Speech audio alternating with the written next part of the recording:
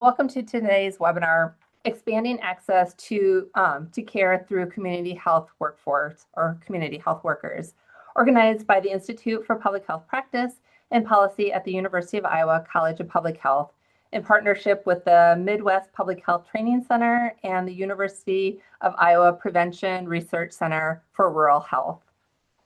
Today's objectives are to examine the role of community health workers in improving healthcare access and quality of care, identify communities that face greatest challenges in accessing care and how community health workers help address these challenges, explore partnerships and strategies to enhance resources to support systems for community health workers and communities they serve.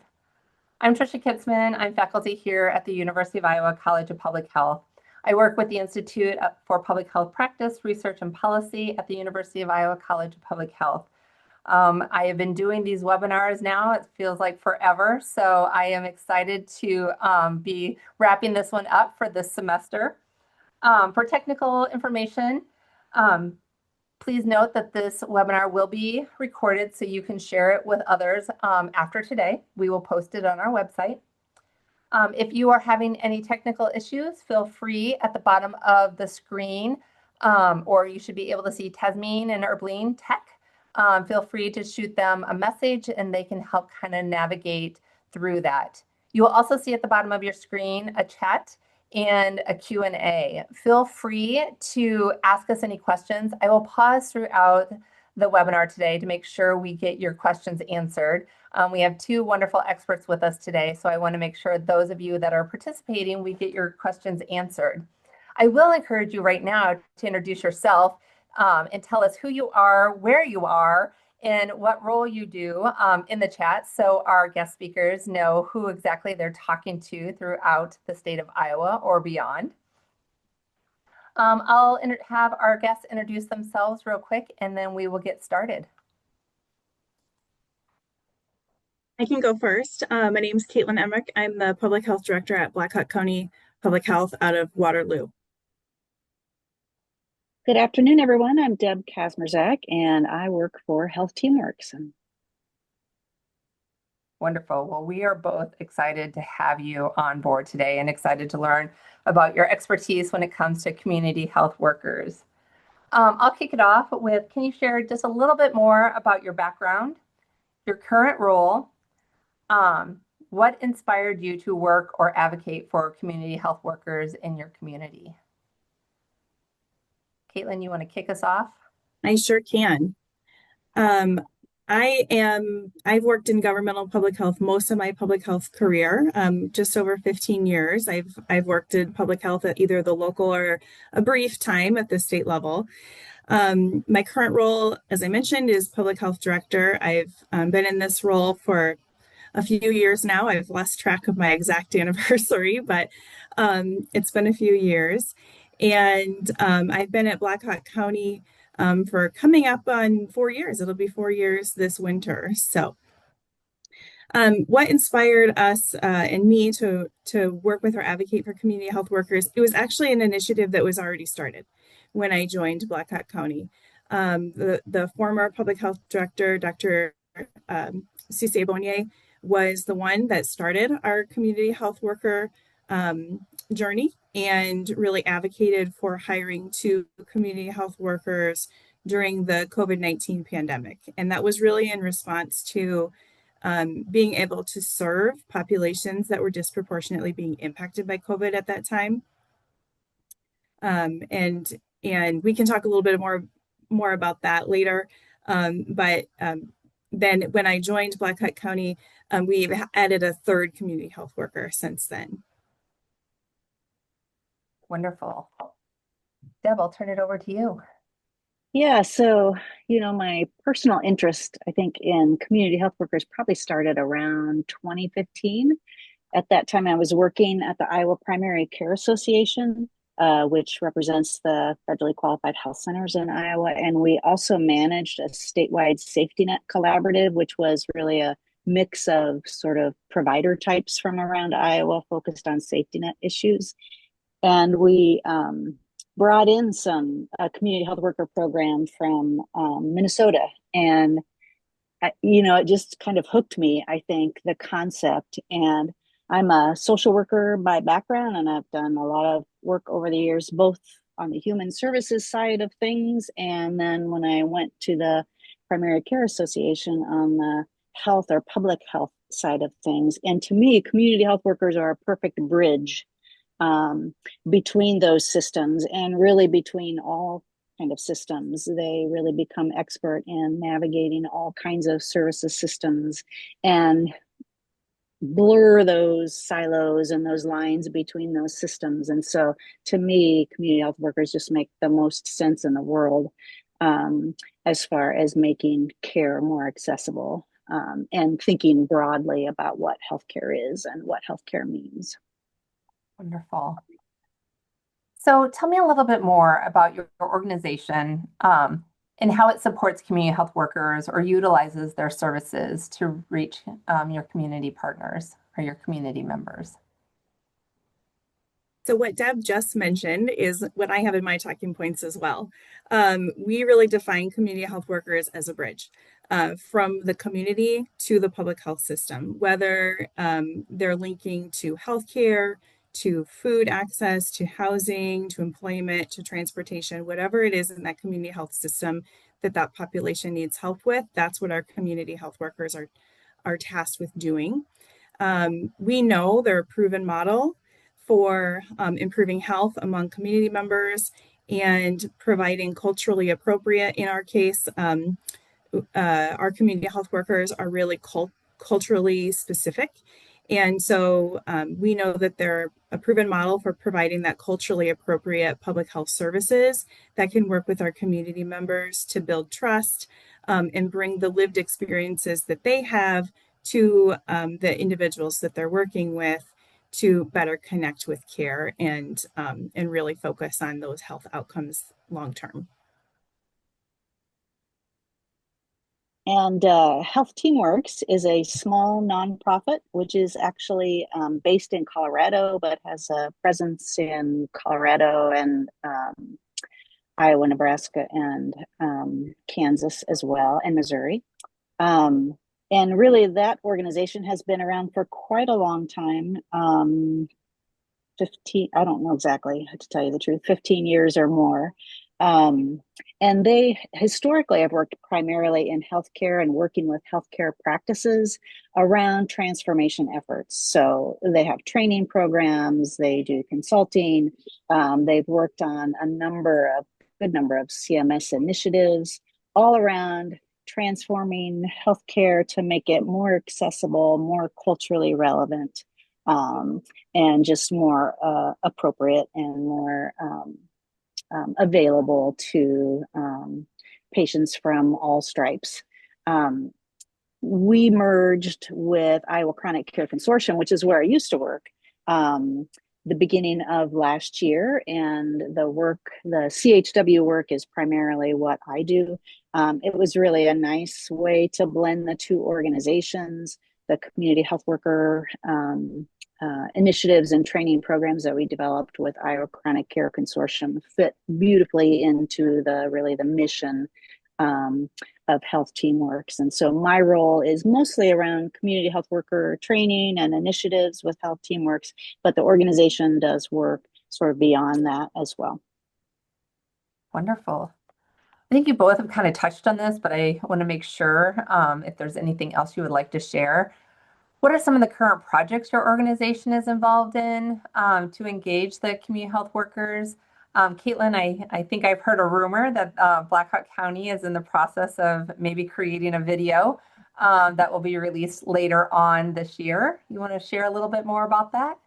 Yes, one of the things we're currently working on in partnership with the College of Public Health and Iowa Health and Human Services is to kind of highlight community health workers. It's a day in the life of a community health worker video, and it'll kind of help people that aren't familiar with a community health worker what they do on a day-to-day basis and the kind of impact that they can have in the community. So stay tuned for that video to be coming out soon. Wonderful. Anything else that either one of you want to share? and I would just say we're a little more removed from the day-to-day work with CHWs as a training program, but there is an opportunity that I would love to push out there today, and that is the Iowa Community Health Worker Alliance. That is kind of a loosely knit group that is co-led between HealthTeamWorks and Iowa Health and Human Services, and is quite a large mix of organizational types and community health workers. And we would love, love, love to have more community health workers involved in that.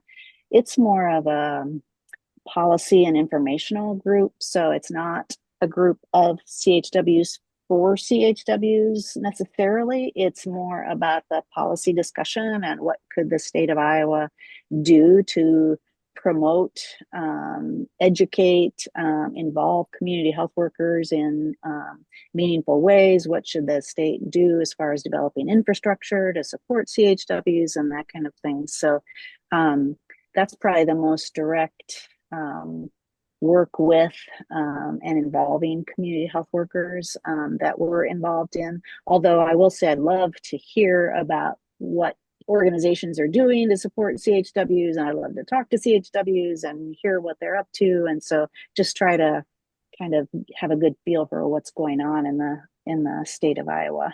But there's always more to learn for sure. And I would just add, I talked about the video, but I didn't talk about all the things that our community health workers work on. And so in preparation for today, I started to make a list, and admittedly, there's things that aren't on my list, but some of the things I want to highlight include probably our most established and ongoing project that our community health workers are leading is a community garden project, working with specifically refugees and immigrants that are looking to establish gardening here in Blackhawk County. And so that's been going on for several years, and we've done a lot of sharing about that over the years. Other things that our community health workers focus on or that have been, either one-time highlighted or ongoing events include doing mental health education. Many individuals in the refugee and immigrant population aren't familiar with the concept of mental health. And so kind of introducing them to that concept and emotional well-being and kind of, promoting some resources that are helpful when it comes to that. We do quite a bit of partnering with other organizations for community education on a wide variety of topics, whether that's connection to employment or housing or transportation or whatever that is. We're working with other community partners constantly. Our community health workers also work with our communications team to provide culturally relevant public health education and public health communication for our population. A lot of times that's provided over a video, or it's provided through our WhatsApp or other social media platforms that are specifically in other languages. Our community health workers also do nutrition education, assist our communicable disease prevention teams, assist our oral health teams, our clinic teams. They're kind of working with all of our public health services all the time. Sounds like they have their hands in a little bit of everything. They really get the true meaning of public health. That's awesome. Just a reminder to our guests and audience, please feel free to put a question in the Q&A or in the chat. I want to make sure I leave space and time today to get your questions answered. But as we wait, my next question, what are some of the most pressing challenges and barriers related to accessing healthcare in the communities you work with? I would just quickly say, not working directly in the community, but having talked with some CHWs in recent months. I mean, I would just say immigration fears are front and center right now. And people are avoiding accessing healthcare because of that. So that's a very current one. Absolutely. Yep.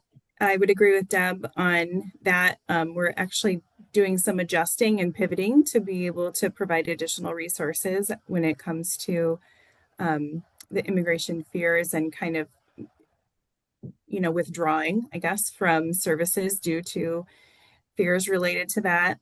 I would say another, kind of the top reason for community health workers being established with our organization was language barriers. As I mentioned, all three of our community health workers are working with specific populations that oftentimes do not speak English. And so that's really at the top of the list as well, is assistance with or assisting populations that have language barriers or limited English.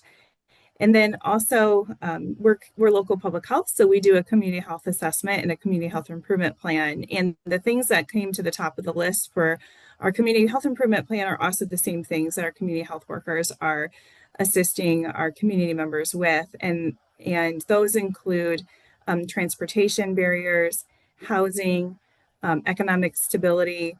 Those are, kind of as a comprehensive community health improvement plan, those are all captured in that. And then I would just add misinformation and mistrust. This is something that we, are working with. All of our public health staff are working on misinformation and mistrust, but this is really something that our community health workers focus on as well. Wonderful. I do want to draw attention, Rima, another faculty here at the University of Iowa College of Public Health, shared some information in the chat. So she's got a link there. Just so our participants know, anything that is shared within the chat, if there's a link or additional material, we will send out when we send out the survey at the end of today's webinar, and what we post also on our website afterwards, where you'll be able to find the link to this recording webinar. But Rima did put something in the chat. There's also Jody shared some information in the chat as well. So it looks like some great resources. Please, everyone, continue to share or put questions in the chat as we move along. So a lot of programs going on, a lot of concerns with access. We talked a little bit about some of the fear of refugee immigration. Those populations, but I'm sure there's more. Which populations are you guys seeing face the highest risk for poor health outcomes and greatest barriers to accessing care, and their specific communities where they both intersect? I'll let Kaitlin field that one. Yeah, that's totally fine, Deb. This is a complex question, really, because it depends on the health outcome that we were talking about in terms of what population is at risk for poor health outcomes. But I will say our approach for community health worker efforts are focused on the intersection of those two. They're focused on the immigrant and refugee populations because they do experience both barriers to care and disproportionate health outcomes in some areas. Now, depending on the health outcome, the population of focus may be a little bit different.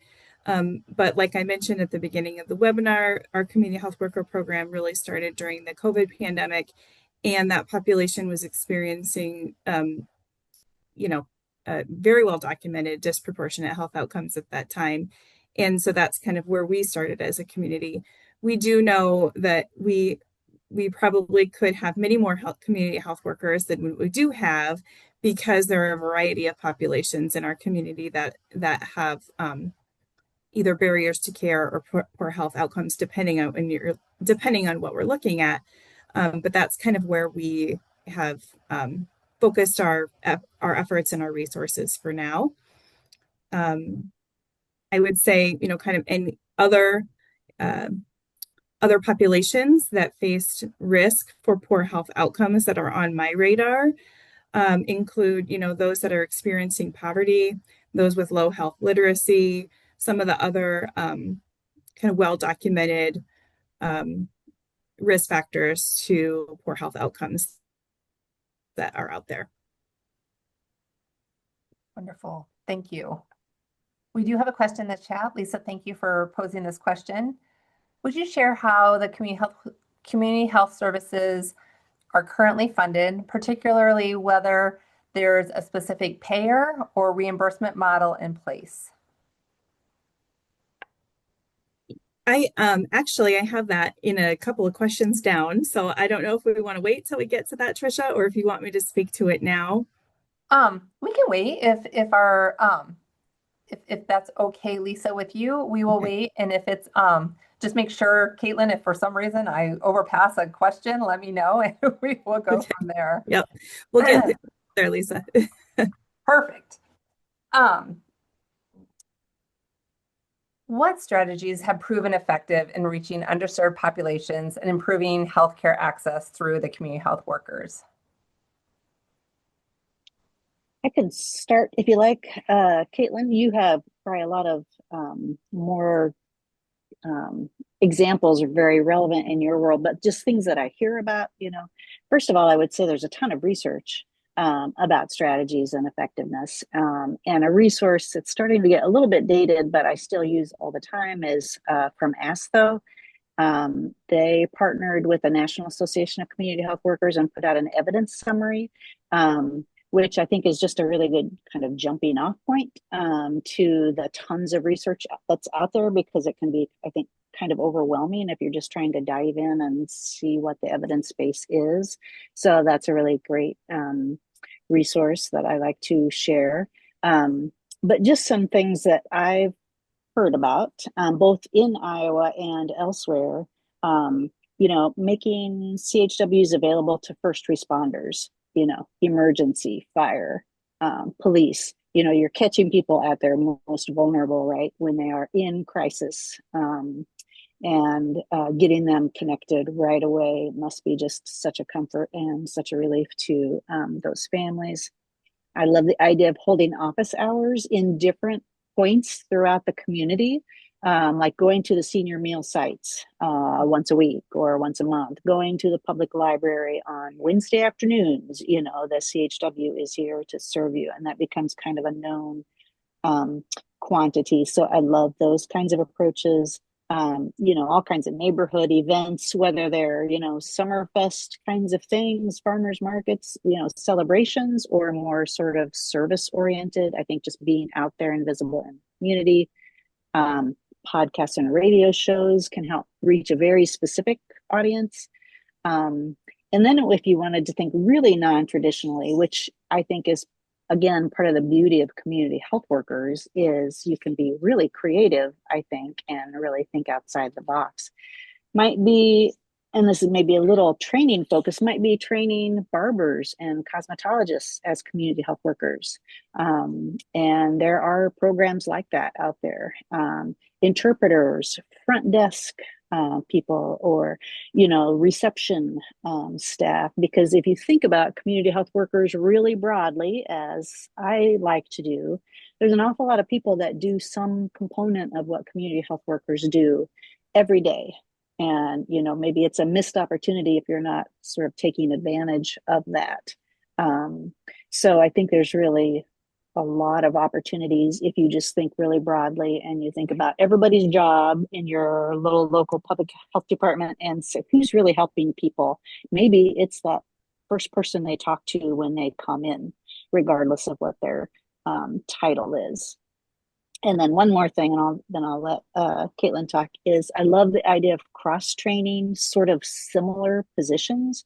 So doulas and community health workers, or peer recovery coaches and community health workers, people that are already in that peer role, I think can just be so much more powerful and so much more effective if we think about, broadening the scope just a little bit and maybe broadening the training.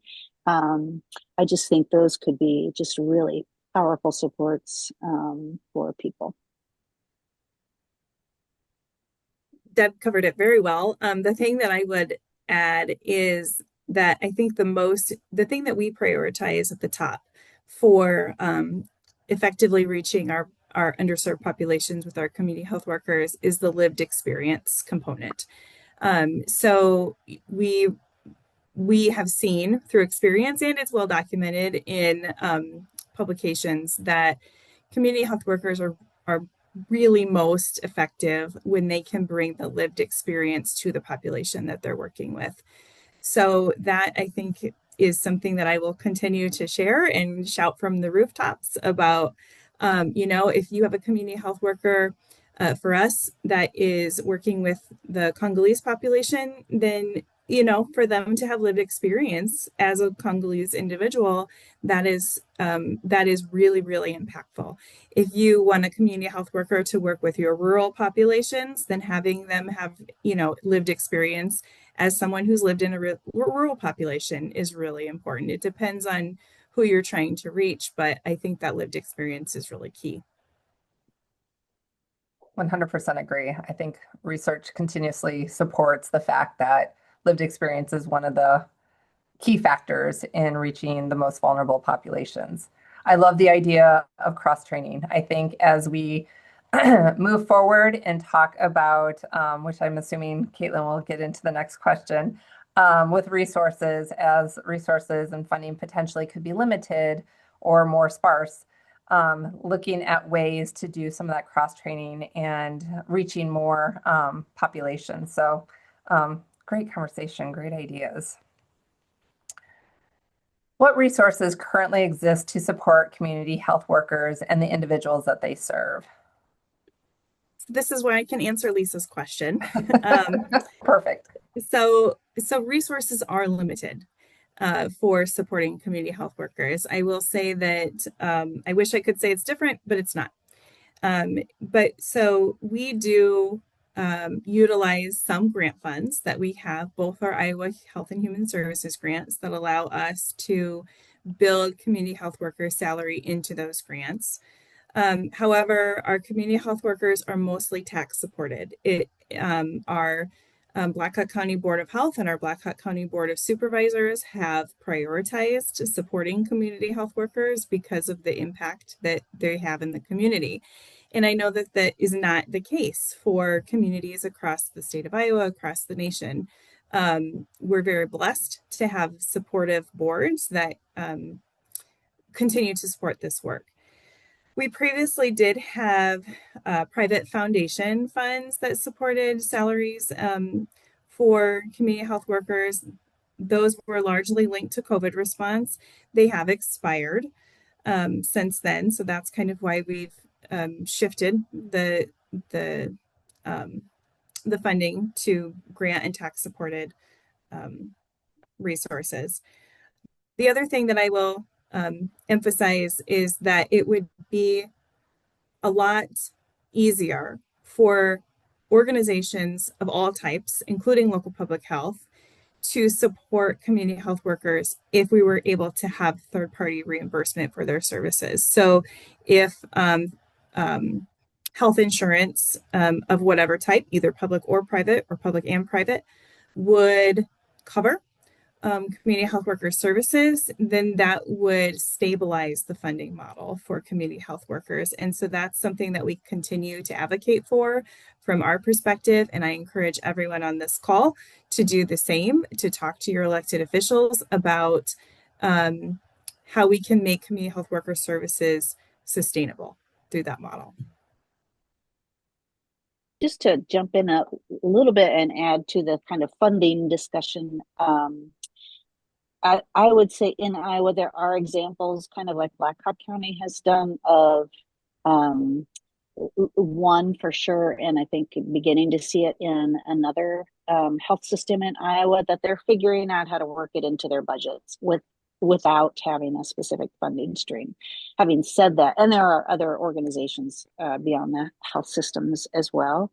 But there are just as many or more that are grant to grant, hoping to continue to fund their CHWs. There are at least some, maybe a few practices that are trying out implementation of the CMS Medicare reimbursement for community health workers, which was new as of a year ago, I guess, and not perfect and not the only solution, but it's, part of a solution. And so I'm really interested in how that's going and how that turns out for those to see how realistic that is, or how helpful that is in creating, kind of sustainable funding for CHWs. So that's on, since I'm talking, that's on funding. Other, kinds of resources. I wish I could say there's a long list of resources available to CHWs in Iowa, and that's just not the case. But I can tell you what I think is important. And, what's in other states. Self-care to help avoid burnout is so important. I see that Tanika, who is our lead instructor in our CHW registered apprenticeship program, is on, and she tells me almost every time I see her, the CHWs are stressed out. When we talk about self-care, they are unburdening themselves, and they need support. So, networking is so needed, I think. And I just looked at the website this morning, there are 43 states that have some sort of network or association for community health workers. I mean, that's not everything, that's not all support, but it's something. And so would love to see, something like that created in Iowa. There are some training is one way for CHWs to connect with each other, but it's not enough. It's not near enough. And it's sort of reliant on people maintaining relationships over time. The American Public Health Association does have a community health workers section. And so, that would be a way to get involved and get informed and perhaps get some support. I see Natalie put the National Association of Community Health Workers in the chat. I was going to mention that as well. There is a national association. It's not very old, less than 10 years old, probably, but it's a growing national association. And so, there are some, and I wish there were a lot more resources available to support Iowa CHWs. We're always trying to think of ways to bring them together, just so they can talk with each other and get some support. Hannah had a question. Please remind me, does Medicaid currently reimburse for community health workers? She's kind of new to this world, exploring the different options for funding for this important role. Not in Iowa. In some states, I would say a growing number of states, there is some Medicaid reimbursement. I did not refresh my memory on that. It's the National Academy for State Health Policy that tracks activity like this from state to state for community health workers. And I looked up the associations. I did not look up the Medicaid reimbursement, but that's a great go-to resource to see what's available in other states. And Hannah's question is exactly what I was speaking to, that we don't have Medicaid reimbursement options or private insurance options for reimbursement, as far as I know. Somebody can correct me, but I believe that to be true. So the importance of reaching out to legislators when we talk about the Medicaid reimbursement is maybe starting there would be a good avenue.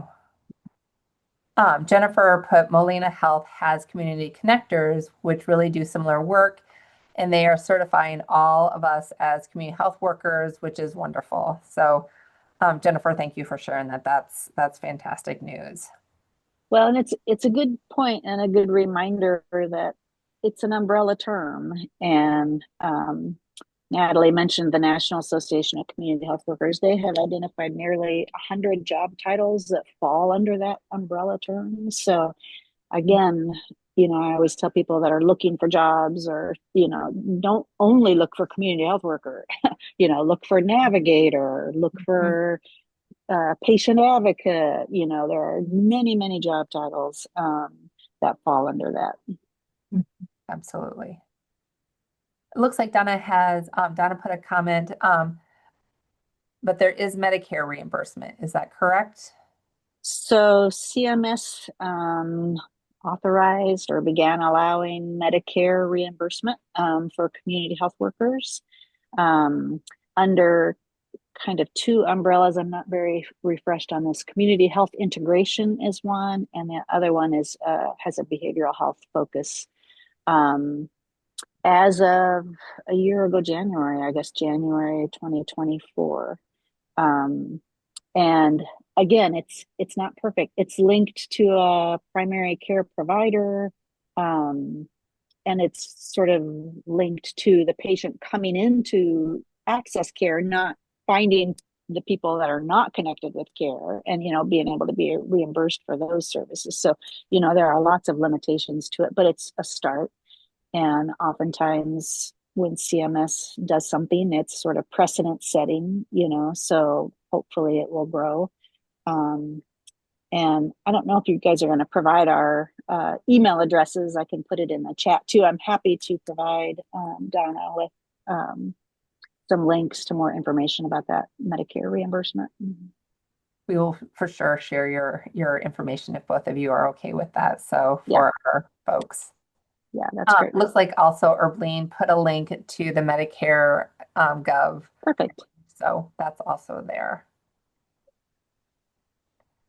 We do have a question in the Q&A. Will Iowa allow community health workers be certified in the future? The HealthTeamWorks training is fantastic training. Through it would be professionally appreciated to be certified. Thoughts? Yeah. So that, I mentioned the Community Health Worker Alliance earlier, and, that's a place where those conversations are occurring in Iowa.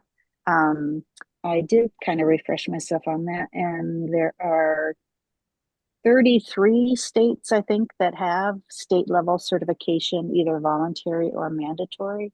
Iowa is not one of them yet.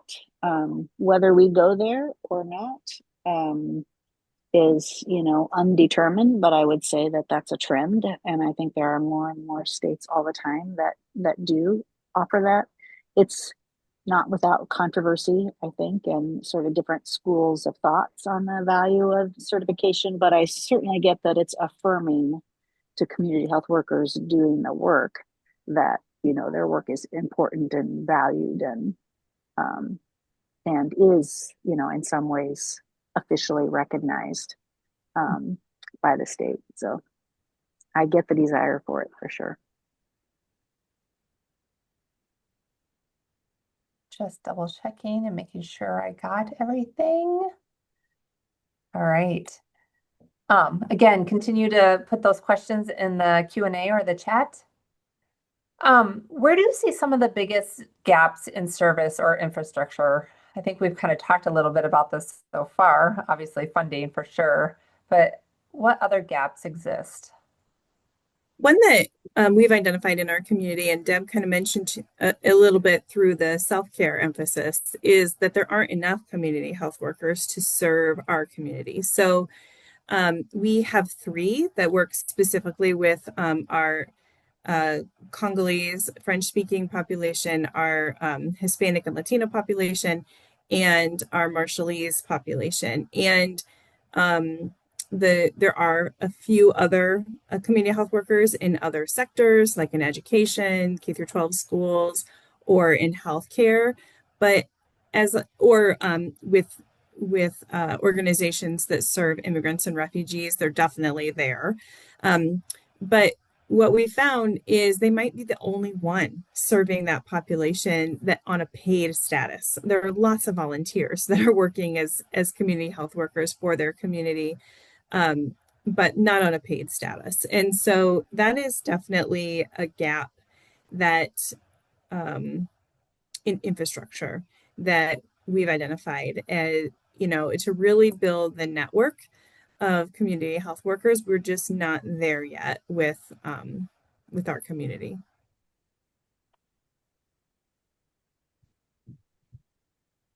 I don't really have anything to add. I feel like that's a sort of a boots on the ground question. So, yeah. Wonderful. In what ways can public health agencies play a more active role in supporting and scaling community health worker programs? So I'll take that one as a public health agency. Wonderful. Um, so so Donna mentioned this a little bit, but I'm just going to kind of re-emphasize it. Community health workers and the work that they do, the impact they have on communities are solidly backed by public health science and in published literature, excuse me. Um, so I think that we need to continue to share that message that this is not, this is something that's already been proven to be effective. It's a very cost effective way to use our resources wisely to improve health outcomes in our community.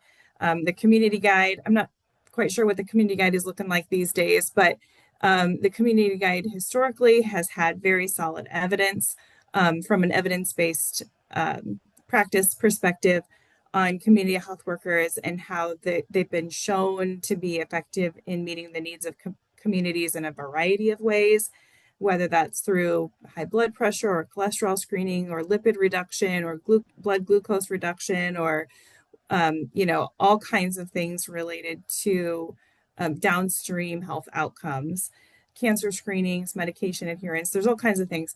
And so I think that we as public health agencies need to continue to promote these conversations about the cost effectiveness of using community health workers in our communities.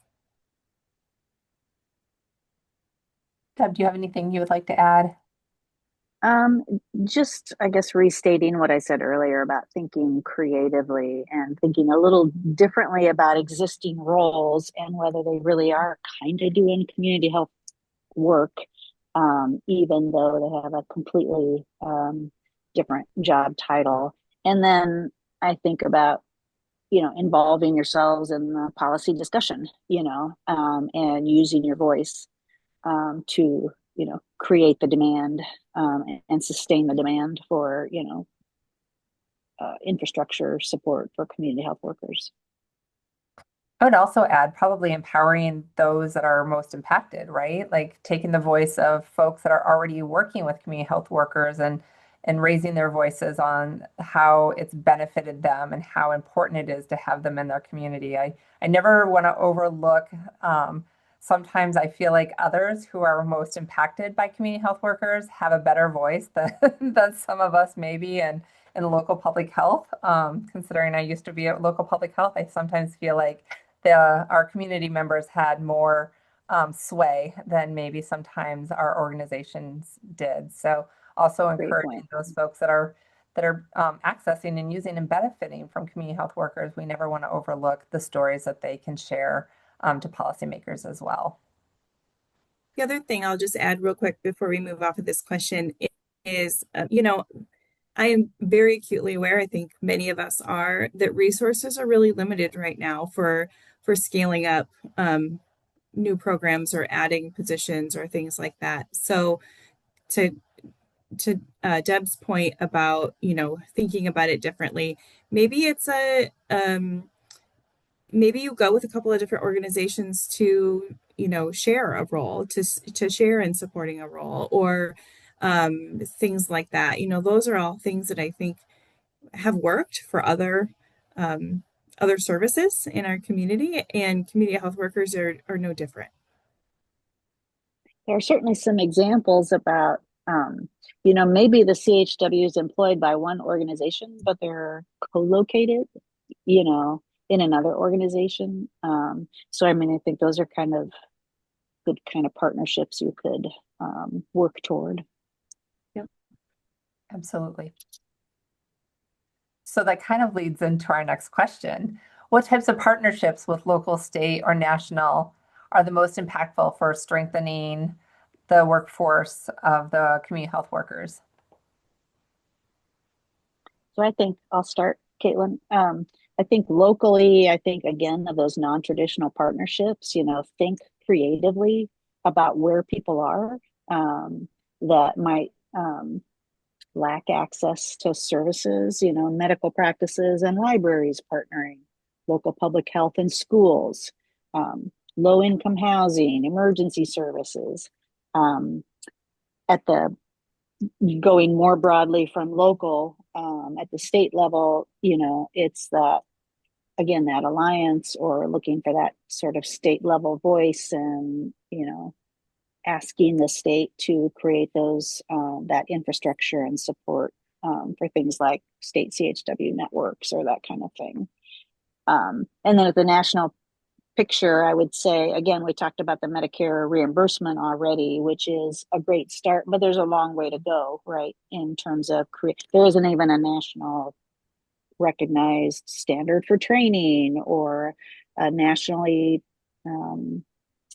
offered definition of community health workers. I mean, there's really no consistent, I guess, message coming from the national level, other than states, you should be supporting community health workers. I mean, it's sort of like everybody's talking about it, but there's not really concrete guidance coming from the national level. I don't have a lot to add from what Deb has already shared, but the one thing that I identified is, at the state level, we are fortunate enough to have grant funding that supports some of the salaries from our community health workers. I think that I hope that continues for forever.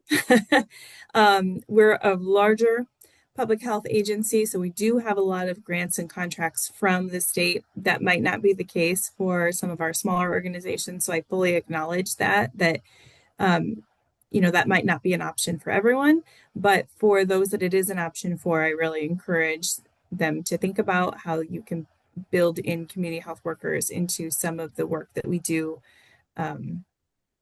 right already, right? And then I'm just going to echo the policy conversations to continue to have those. For organizations or individuals looking to get involved, supporting the community health worker efforts, what are some of the key steps that they should take? Talking to policymakers, obviously, for sure. Yeah. Yeah.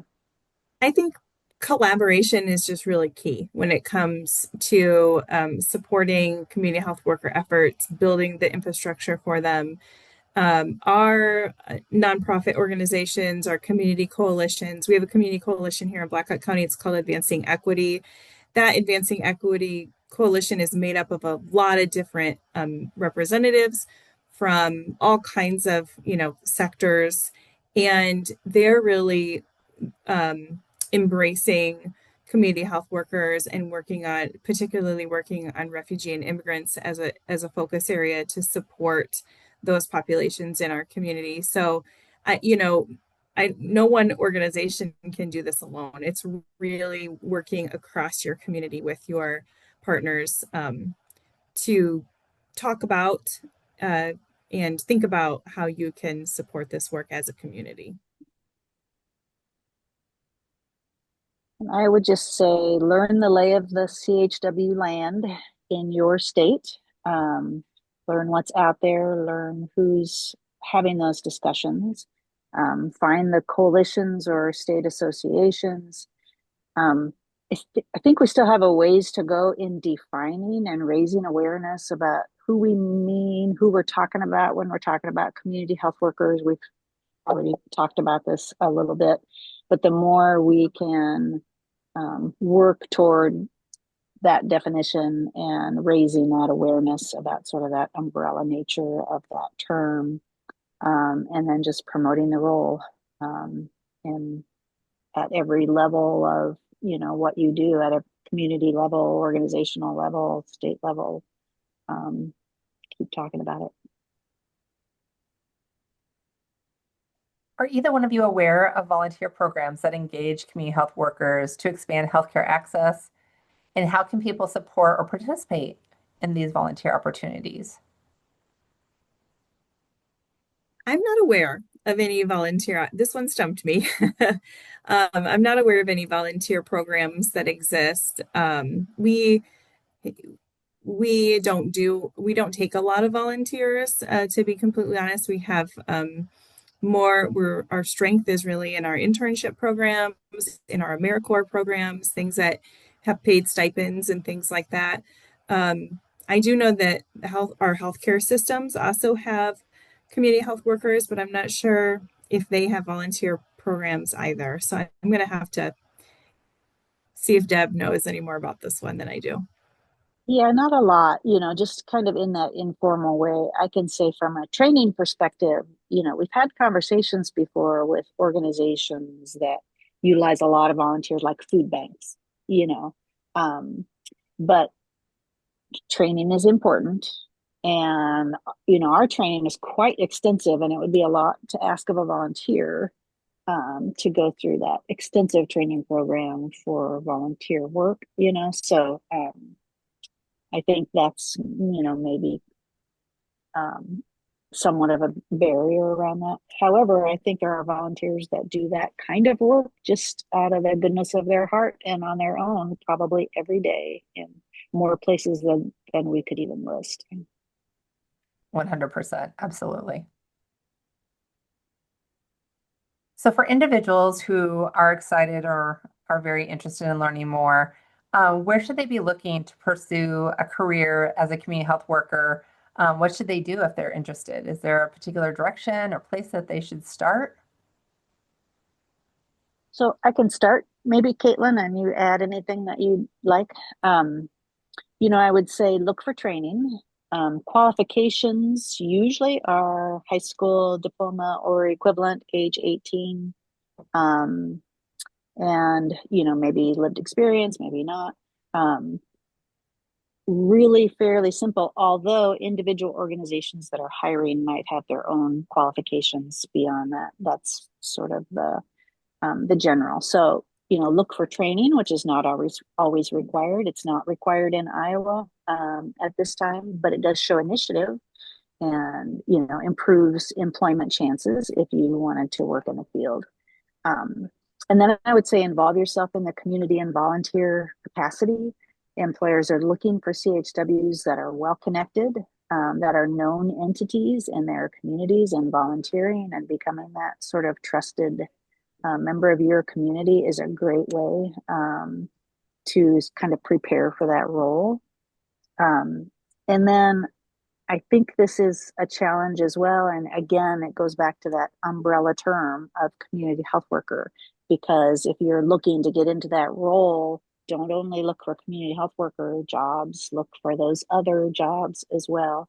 And, think carefully about how you articulate and describe your skill set, because it's so much more about being able to engage with people, showing interest, have empathy, understanding the needs in your community. That's what it's about, not educational background.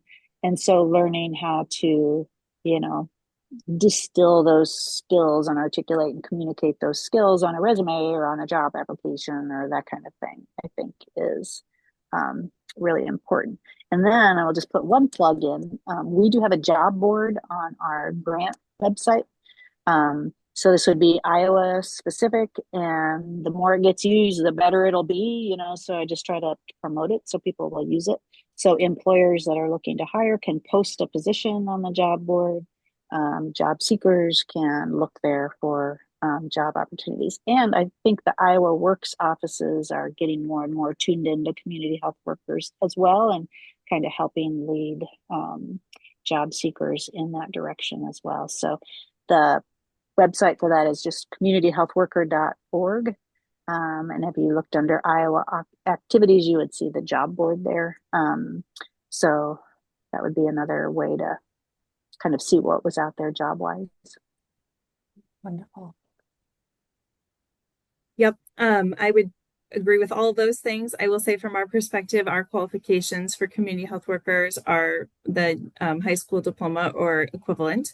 And we do,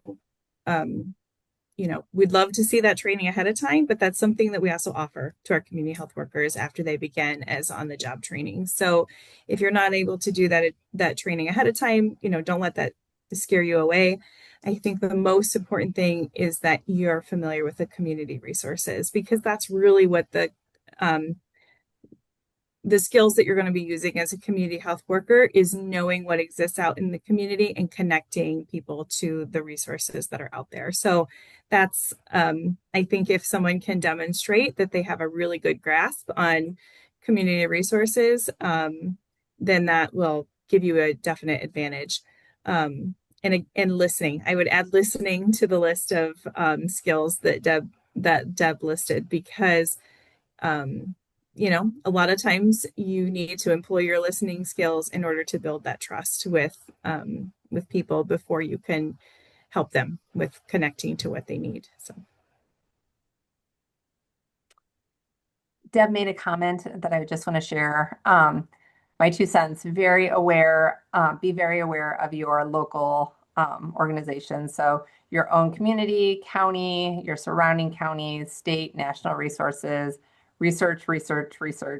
Yes, I think public health. Yes, our golden standard is evidence-based practices. So so for sure, Deb, thank you for that. Great point. In closing, we only have about 3 minutes left. Is there any last minute words, Kaitlin or Deb, that you would like to share? I think we covered everything. I was going to say, I think you guys did a great job. I understand there were a lot of people that registered for today's webinar, and I just think that that's a wonderful indication of the interest that there is around community health workers and utilizing community health workers in our community and as a permanent solution for improving the health of our communities moving forward. So I just want to say I'm really energized by that news. We've had some great opportunities in Iowa, the Iowa HHS HRSA training grant that has really amplified the community health worker discussion in Iowa. And Rima mentioned some of the earlier, environmental scan work that has gone on. We have great momentum growing in Iowa. I worry sometimes that it's just going to trickle out in the noise of everything else that's going on. But the level of interest remains high, which is, really encouraging. Wonderful. It looks like our health center, we create a community health worker newsletter that highlights community resources for community leaders. They send it out quarterly. So maybe you can share that with us and we can make sure we get it out to this group and share it with the links when we send out additional information. Deb, Kaitlin, thank you so much for your time. Everyone who participated, thank you for joining us today. Hopefully this was very insightful for you and has inspired you to learn a little bit more and how you can implement community health workers in your community. There is a link in the chat to the evaluation, but you will also be receiving an email with a link to the evaluation form. Just as a reminder, this is being recorded. The slides, if there are any resources that were provided in the chat, etc., will be shared on our website. So you can share additional information and share this video with any of your colleagues that were not able to join us today. Again, this is our last webinar for the semester. Please be on the lookout for any future webinars that we will be producing. We will post those and the information about those webinars on our website, and we will also send the information out to our subscribers. Again, thank you so much for everything you do. And Kaitlin and Deb, thank you for sharing your expertise with us today. Thank you. Happy to. Thanks to those who joined. Have a wonderful day. Thanks, everyone.